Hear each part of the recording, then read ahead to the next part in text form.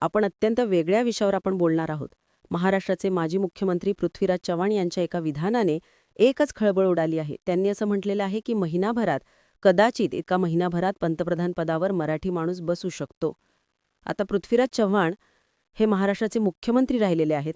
दिल्लीमध्ये त्यांनी पंतप्रधान कार्यालयामध्ये अनेक वर्षे पंतप्रधानांचे सल्लागार म्हणून सुद्धा काम केलेलं आहे आणि कधीही वादग्रस्त वक्तव्य त्यांनी आजपर्यंत तरी केलेलं नाही.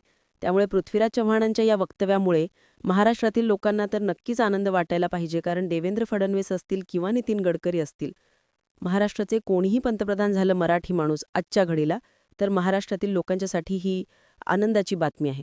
आता ही बातमी येताना स्वाभाविकपणे मग नरेंद्र मोदींचं काय होणार असा प्रश्न नक्कीच पडला असेल.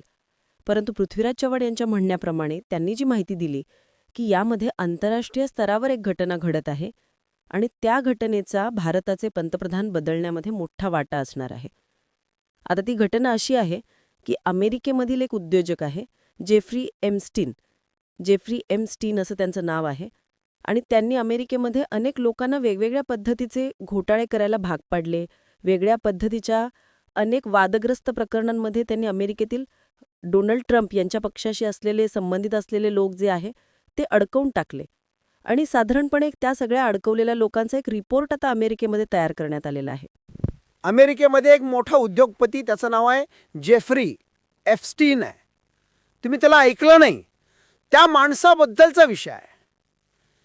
एफस्टीन नावाचा माणूस अमेरिकन आहे.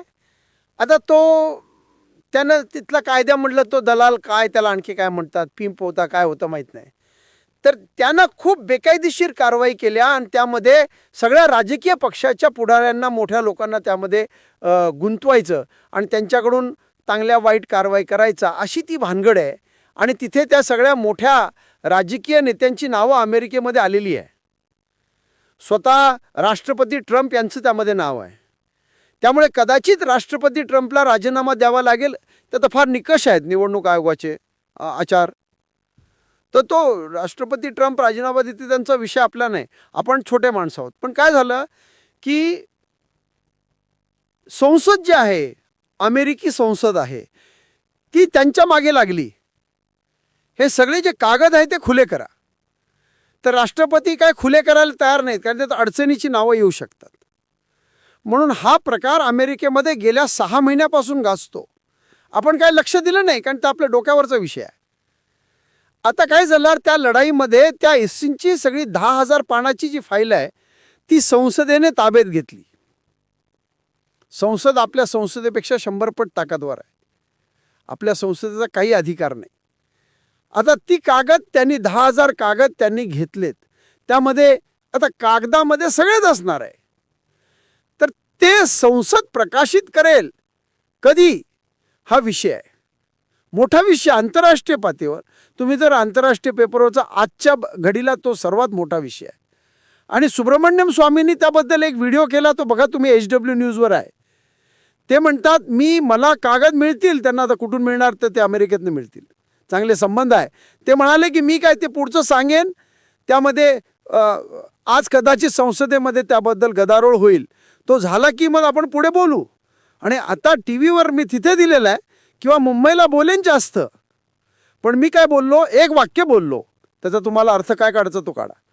मी काय म्हटलं, मराठी माणूस पंतप्रधान होण्याची शक्यता आहे. यातनं काय अर्थ काढायचा तो काढा. आणि बाकी तुम्हाला सांगायचं मी इथे खाली सांगतो, कारण मी हे फक्त मुंबईच्या पातळीवर बोलणार आहे.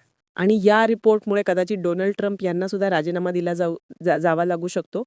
हे सगळ्या आरोपाच्या संदर्भामध्ये 10,000 पानांचं एक संशोधन झालेलं आहे आणि हे जर अमेरिकन संशोधन स्वीकारलं तर त्यामध्ये ज्या काही लोकांची नावं येणार आहेत या भानगडीमध्ये म्हणा किंवा घोटाळ्यांमध्ये, त्यामध्ये अर्थातच जर पंतप्रधान पदाचा उमेदवार बदलला जाणार असेल तर आपण त्याच्यावर आता भाष्य करणार नाही, पण काहीही घडू शकतं अशी ही परिस्थिती आहे.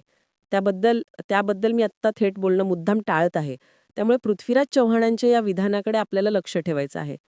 पृथ्वीराज चव्हाण यांनी दुसरा दावा असा केला की या सगळ्या घोटाळ्यांची कागदपत्र सुब्रमण्यम स्वामी यांच्याकडे पण येण्याची शक्यता आहे आणि सुब्रमण्यम स्वामी यांनी ती जाहीर पण केलेली आहे. पृथ्वीराज चव्हाण यांनी नेमकं काय म्हटलंय ते सुद्धा आपल्याकडे आहे. त्यांच्या फेसबुक पेजवरून पण ते बोललेले आहे. त्यामुळे काही असे ना, पृथ्वीराज चव्हाणांच्या तोंडामध्ये जर भारताचा पंतप्रधान पदावर मराठी माणूस बसणार असेल, देवेंद्र फडणवीस असतील, नितीन गडकरी असतील, त्या दोघांपैकी कोणी बसणार असेल तर त्यांच्या तोंडात साखर पडो असंच आता म्हणता येईल आपल्याला. पण हे घडेल की नाही आता याची आपल्याला वाट बघायची आहे. बातमी अत्यंत महत्त्वाची होती. माहिती कशी वाटली कमेंट करून नक्की सांगा आणि आपल्या चॅनलला सबस्क्राईब करायला विसरू